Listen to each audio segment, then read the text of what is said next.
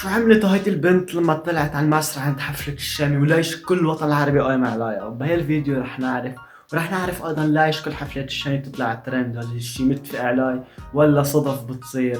مثل ما في كتير عم تقول انه هو متفق عليها، وفي عالم بتقول لا صدف. فبهالشورت حنعرف كل شيء، ولكن هسه بتعمل لايك شو على التنبيهات. يلا خلونا نبلش. ما بتعرفوا الشامي كان عنده حفلة مثل يومين، وكحفلاته المعتادة لازم يصير شيء يطلع على ترند. بكل حفلة رجعني من اول بلش حفلات لهلا، كل حفلة في شيء بيطلع ترند. مثل الحفلة اللي بنت نطت على التوتو وغنت معه وطلعت ترند، مثل الحفلة اللي بنت ركعت تحت اجراي وما بعرف شو صارت تعمل كمان طلعت ترند، ومثل هاي الحفلة اللي بنت طلعت صارت شو تعمل بالتنورة ايضا طلعت ترند. ومثل حفلاته برا الوطن العربي كمان تطلع ترند، مثل حفلة المانيا البنت اللي تصورت معه وقالوا اهلا خفية وما بعرف شو صار. فكل حفلاته بتطلع ترند. في كتير عم يقولوا انه الشي متفق عليها، هذا الشي منطقي. اذا بتلاحظوا كل الترند تطلع على حساب بنت، يعني ولا مرة بتلاقوا شاب طلع ترند.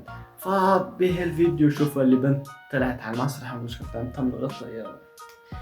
فبتشوف في شاب اعترف كان السكيورتي يعني طعموه قتل لانه دعس على خشبة المسرح، اما البنت لا قعدوا يتركبوا، اما الصبي شحطوه بشعراته باجراي، ما خلوا شي ما سحبوه فيه. فهذا كله بدل انه عن جد يمكن الشامي متفق مع هيك عالم لحتى يطلعوا ترند. وخصوصي حطوا لي تحت كلمة خصوصي 100 خط بنات، لانه على طول البنات بيطلعوا ترند. كل حفلاته لازم بنت تطلع تطلع ترند. ما شفتوا الشاب شحطوه ما خلوه يدرس على خشبة المسرح، فهو عم يطلع صار السكيورتي ليحقوا يخبطوا، عم يقول لك انا حانزل باجريك بدك تنزل انت عم تاكل قتل. فهذا الشيء كله بدل انه عن جد يمكن الشامي بيطلع هول البنات لحتى يطلع ترند. وما بعرف، فبدي تعطيني رايكم بالتعليقات، هل الشامي متفق ولا كله صدف؟ فاكتبوا رايكم بالتعليقات.